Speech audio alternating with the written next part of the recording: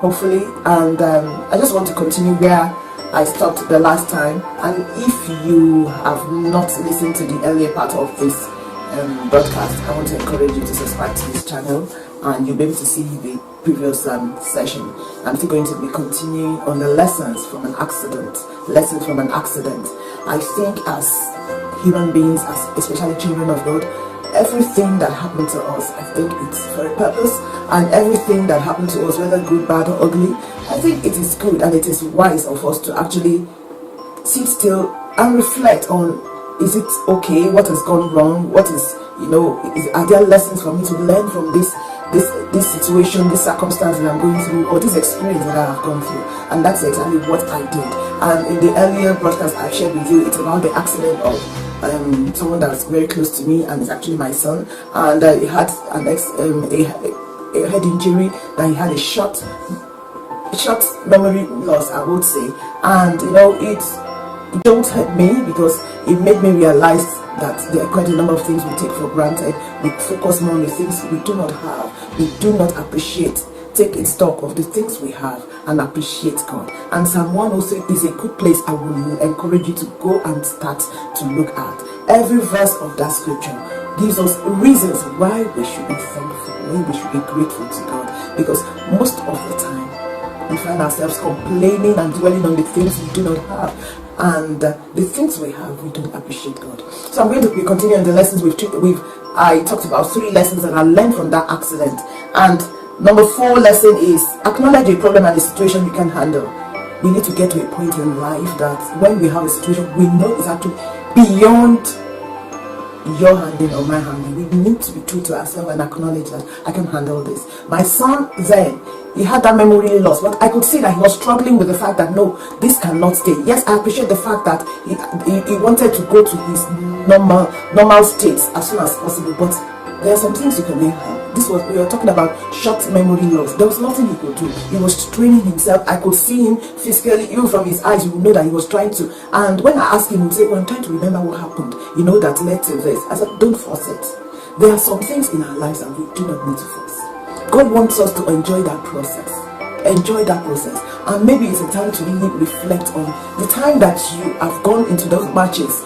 Now talking to my son, the time you've gone into the games and you came back and maybe your team lost, but rather than you to be thankful that all members of your team went and came back and everybody were intact, even though you guys were in a sore mood, you guys started talking about beating yourself up.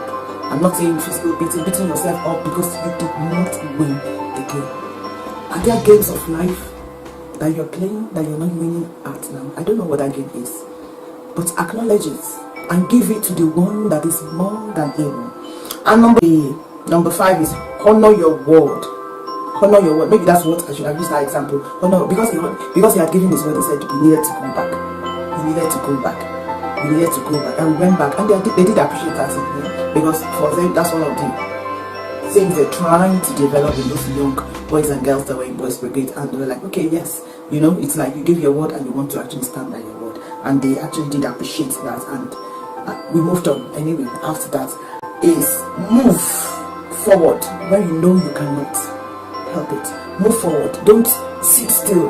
Don't be the type of person that all you are now going to be nursing from morning to evening is the problem. Move on.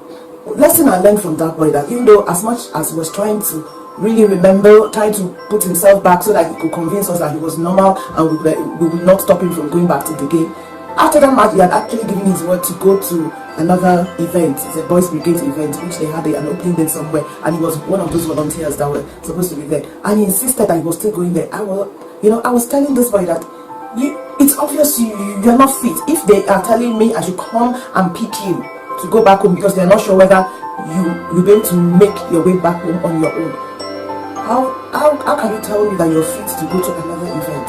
But he kept on telling me, no, I've given my word and I needed to be there, I want to be there. I'm like, okay, yes, I agreed to take him there, but I told him, we are actually going there just to go and explain to them the reason why you cannot stay. You're not going to stay. He tried all possible reasons in the book to convince me that he could stay. He could stay, that it was fine and all that. I said, I'm not willing to go to stay with you, and it would be irresponsible of me as a mother to leave you, especially when your coach had told me your health state. I'm not going to actually allow that. So move forward. He moved. He kind of, the way I say it is that he moved forward. He tried to move forward that, okay, yes, I can't do anything about this now, but let me just continue with my life. And he was thinking of the next thing he wanted to do. The next one, the next point, I would say, the next lesson that I learned from it, which is number 7 lesson, is that accept losses that are inevitable. We went to the Boys Brigade event. We couldn't stay because I couldn't leave him. There's no way I can make myself leave him, even though he wanted to stay and all that. But at that point, you have to accept the fact that whatever argument you're putting forward is a lost one. I'm not going to allow you. You're not going to stay with this event. And with us too, when there are things that happen that you know that decision could have been made on your behalf or could have been made concerning you, and it appears like it's like a loss, how are we handling it? Why not accept those losses and just move on? The things that are inevitable, I mean here. Please accept and move on. And number 8, put losses behind so that you can have fresh perspective.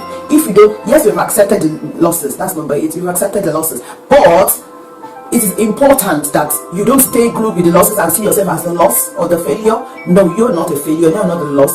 But you're putting it back behind you so that you can have fresh perspective of the next step that you need to take. You need to have that fresh perspective. So put those losses behind you. And number 9, you need a lesson that I learned from that is courage. You know, I admire the courage that I saw this boy exhibit. You know, and it makes me realize that even in the face of one should be panicking and all that, you know, because if it was not courage for him to persist till the end of the match and he was fine with it, and courage, even if he didn't want the coach to actually call us to come and pick him because he knew what that meant for him, that we might, as parents, and it's natural, you care for your child or your word as guardian, and you don't want to expose your child to the risk of danger continuously, and if you think a particular sport is exposing him to that all the time, you might not be able to handle it. And he was seeing that bit, but he was courageous enough to go through it. Courage we need. It's interesting the way we all want to have courage without going through things that are fearful, things that are threatening us, things that will shake us, that will shake our belief system, that will shake our values, and yet that's the only time you can show courage. Look at the story of David and Goliath that had been, told to us several times. If David did not have courage, would he have been able to face Goliath? I just need us to know that courage is a tool that you need when you face fiery situations that seems overwhelming, situations that seems to you and I that is this thing going to overcome me? That does not mean that we'll conquer, but you need courage to face that your enemy. You need courage to face that situation, that things that seems to be challenging and be lingering. Is it your studies? Is it an examination that you've been lingering on? You need courage to say, I'm going to take the bull by the horn. That was what David did. He said, who is this uncircumcised Philistine that is called Goliath? He was not looking at his height. He was not looking at the intimidating speech that he had made, that is making all the soldiers of the children of Israel to be afraid that he was advancing. He did not consider all that. He put on the tool of courage. And when we are facing adversity, that is exactly what we need. And finally, the last one. It's not a lesson, it's just a thought about life. Life is given to be lived to make impact. I learned that from that boy's experience or accident. It wasn't particular about himself, it was particular about the things he needed to do even for the next event. When life happens to you, how do you respond? Do you respond like cowards? Do you respond like the egg? Or do you respond like that tea bag? I know there's a previous broadcast I think I've talked about it. Life happens to all of us, but as a child of God, He expects us to respond to the tea bag. Why the tea bag? Hot water happens to these three products that I've told you, the carrot, the egg, and the tea bag. It turns the carrot to a soft carrot. The carrot becomes very soft. You know, when life happens to some of us, we now become so timid, we become so big, we become so fearful that we are afraid to even make any attempt. We are afraid to try any other thing again. That's the life of a person. And that's not what God wants for you and I. When life happens to some people, they become like the egg. When hot water is introduced into that egg, it becomes hard. You turn so hard, you are not so insensitive to everybody's feeling. You are so insensitive to what is happening around you. And because you are so hard, you cannot retain any moisture again.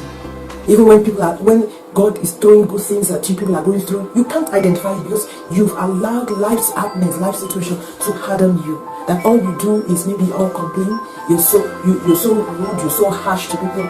All you think about is me, I, and myself. No. If you are a child of God, that is not the right response. The right response God expects from you and I is that of the tea bag. The tea bag, when the hot water, the boiling water comes into it, the tea water turns the boiling water into a tea that you use. Till I come your way next time, be that tea bag as life is happening to you. God bless, and my name is still Atinuke. God bless you. Bye, and see you next time.